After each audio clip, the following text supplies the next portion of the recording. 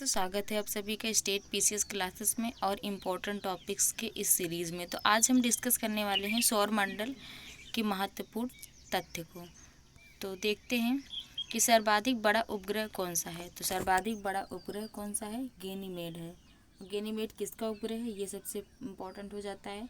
तो ये जो है बृहस्पति का सबसे बड़ा उपग्रह है। और पहले क्या था कि बृहस्पति में सबसे ज़्यादा उपग्रह होते थे। पहले के समय में सबसे ज़्यादा उपग्रह किस में होते थे? तो वो होते थे बृहस्पति में। बृहस्पति कैसा ग्रह है? तो बृहस्पति जो है सबसे बड़ा ग्रह है, हमारे सौरमंडल का सबसे बड़ा ग्रह है। और ये किस में आता है? तो ये पार्थिव ग्रह में नहीं आता, ये पार्थिव ग्रह में नहीं आता है। चलिए हम स्ट्रक्चर देख लेते हैं।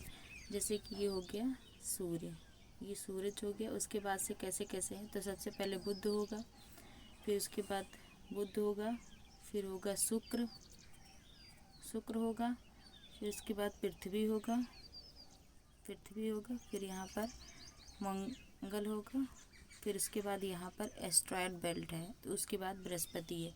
तो एस्ट्रॉयड बेल्ट के जो इधर साइड में है वो सारे क्या होते हैं? पार्थिव ग्रह कहलाते हैं।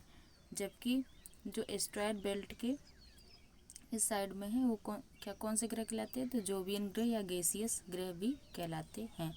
तो बृहस्पति जो है पार्थिव ग्रह का भाग नहीं है। तो यहाँ पर एस्ट्रॉयड बेल्ट से ये क्या बोलते हैं? परिवर्तन हो जाता है, मतलब इसमें दोनों को ये सेपरेट करता है। अब देखते हैं कि सर्वाधिक छोटा उपग्रह कौन सा है। तो सर्वाधिक छोटा उपग्रह डीमोस है। और ये किसका उपग्रह है? ये भी इम्पोर्टेंट हो जाता है। तो ये बुध का उपग्रह है। किसका उपग्रह है? ये बुध का तो कोई उपग्रह ही नहीं, ये मंगल का उपग्रह है। डीमोस किसका उपग्रह है? तो ये मंगल का। मंगल का एक और उपग्रह जिसका नाम है फिबोस। डीमोस और फिबोस ये दोनों उपग्रह किसके हैं? मंगल के ग्रह। बुध के कोई उपग्रह नहीं है, याद रखिएगा। नेक्स्ट है नीला ग्रह किसे कहते हैं? तो नीला ग्रह जो है पृथ्वी को कहते हैं। पृथ्वी को क्या कहते हैं? नीला ग्रह कहते हैं। क्योंकि यहाँ पर क्या मौजूद है? तो वायुमंडल की मौजूदगी के कारण पृथ्वी को नीला ग्रह कहा जाता है, ये भी याद रखिएगा। नेक्स्ट है कि शाम का तारा किसे कहते हैं? तो शुक्र को शाम का तारा कहते हैं। शाम का तारा शुक्र को कहते हैं। और भोर का तारा कहते हैं, भोर का तारा, शाम का तारा, ये सभी किसको कहते हैं? शुक्र को कहते हैं। और शुक्र में सबसे ज़्यादा टेम्परेचर भी पाया जाता है, सर्वाधिक तापमान भी पाया जाता है। क्योंकि यहाँ पर कौन सी गैस ज़्यादा है? तो कार्बन डाइऑक्साइड, ऑक्सीजन लिख रहे हैं। तो यहाँ पर कार्बन डाइऑक्साइड CO2 सबसे ज़्यादा है मौजूद है, इसलिए यहाँ पर टेम्परेचर बहुत ज़्यादा पाया जाता है। नेक्स्ट है कि सर्वाधिक चमकीला ग्रह तारा कौन सा है? तो सर्वाधिक चमकीला तारा डॉग स्टार, जिसको साइरस भी कहा जाता है, वो है। नेक्स्ट है कि सर्वाधिक तेज गति से घूर्णन करने वाला कौन सा ग्रह है? तो ये जो है बृहस्पति ग्रह है, जो कि सर्वाधिक तेजी से घूर्णन करता है।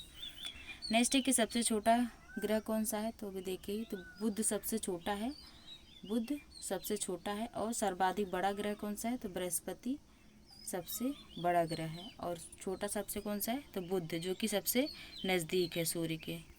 नेक्स्ट है कि सूर्य का निकटतम ग्रह, तो इसका भी आंसर बुध होगा, क्योंकि सबसे नज़दीक कौन सा है ग्रह है? तो बुध सबसे नज़दीक है। बुध के बाद शुक्र है, फिर पृथ्वी है, फिर मंगल है। इसका क्रम जो है याद कर रखिएगा। नेक्स्ट है कि सूर्य से सर्वाधिक दूरी पर स्थित है, तो सर्वाधिक दूरी पर वरुण स्थित है। नेक्स्ट है कि सबसे बड़ा ग्रह कौन सा है? तो सबसे बड़ा ग्रह बृहस्पति है। पहले इसके पास उपग्रह भी सबसे अधिक थे, सबसे अधिक उपग्रह इसी के पास थे। लेकिन प्रेजेंट टाइम में शनि के पास सर्वाधिक उपग्रह मौजूद हैं इस समय पे। करंट भी रिलेट करते रहिएगा। पृथ्वी का सर्वाधिक निकटतम ग्रह कौन सा है? तो पृथ्वी का जो निकटतम है, सूर्य का नहीं, पृथ्वी का निकटतम ग्रह शुक्र है। इसको जो है पृथ्वी की जुड़वा बहन भी कहा जाता है। पृथ्वी की जुड़वा बहन किसको कहा जाता है? तो ये जो है किसको कहा जाता है? तो शुक्र को कहा जाता है पृथ्वी की जुड़वा बहन, क्योंकि लगभग चीज़ें सेम हैं। सर्वाधिक चमकीला ग्रह शुक्र को ही कहते हैं, सर्वाधिक चमकीला ग्रह शुक्र है। नेक्स्ट है कि सर्वाधिक गर्म ग्रह, तो देखिए यहाँ पर CO2 की मात्रा सर्वाधिक पाई जाती है। CO2 की मात्रा सर्वाधिक होने के कारण क्या होता है कि सबसे अधिक तापमान पाया जाता है, ग्रह, इसको गर्म ग्रह कहते हैं। सर्वाधिक ठंडा टेम्परेचर है, तो ये जो है सूर्य से काफ़ी दूरी पर है, कहते हैं नहीं सबसे दूर कौन सा है, तो ये वरुण है, वरुण, तो ये जो है इसीलिए सर्वाधिक ठंडा ग्रह है। नेक्स्ट है कि लाल ग्रह किसको कहते हैं, तो लाल ग्रह मंगल को कहते हैं, लाल ग्रह मंगल को कहते हैं। और किस कारण होता है ये, तो ये फेरस ऑक्साइड के कारण होता है, इसको रेड, एक सेकेंड, फेरस ऑक्साइड के कारण लाल ग्रह कहते हैं, फेरस ऑक्साइड के कारण इसका रंग लाल होता है। नेक्स्ट है भोर का तारा, तो भोर का तारा, सांझ का तारा देख लिए, शुक्र को कहते हैं। लाल धब्बा प्रतीत होता है, तो लाल धब्बा प्रतीत होता है किस में होता है, तो शुक्र में लाल धब्बा प्रतीत होता है, ये ध्यान दीजिएगा। कभी कभी हम लोग मिस्टेक कर जाएंगे कि लाल धब्बा प्रतीत होता है तो मंगल में होगा क्योंकि लाल ग्रह इसको कहता है, ऐसा नहीं है। लाल धब्बा पूछेगा तो शुक्र हो जाएगा।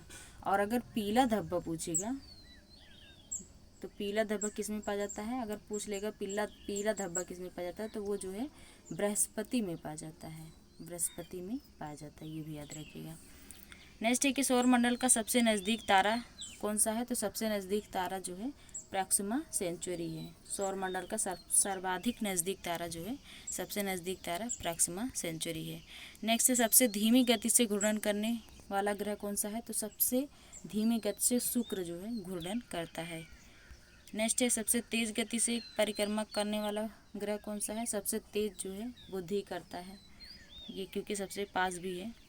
नेक्स्ट है सबसे धीमी गति से परिक्रमा करने वाला ग्रह, तो वरुण हो जाएगा, क्योंकि जिसको भी जितना ज़्यादा ये कक्षा कंप्लीट करनी पड़ेगी तो उतना ही अधिक टाइम लगेगा। अब जैसे यहाँ पर है सूर्य, यहाँ पर है मंगल, तो इसको बहुत ज़्यादा नहीं, इतनी ही कक्षा कंप्लीट करनी पड़ेगी, लेकिन जब यहाँ पर वरुण है तो इसको पूरा ये कवर करना पड़ेगा, तो इसलिए बहुत धीमी गति से परिक्रमा करता है वरुण। तो आज के ये इम्पोर्टेंट टॉपिक के सभी कुछ ज्योग्राफी के इम्पॉर्टेंट फैक्ट रहे, जो कि बहुत ही एग्ज़ाम में पूछे गए हैं सवाल और आगे पूछे जाने की संभावनाएं भी हैं। तो आप सभी ऐसे वीडियो को देखते रहिए, प्लीज़ चैनल को शेयर सब्सक्राइब करिए। वीडियो देखने के लिए बहुत बहुत धन्यवाद।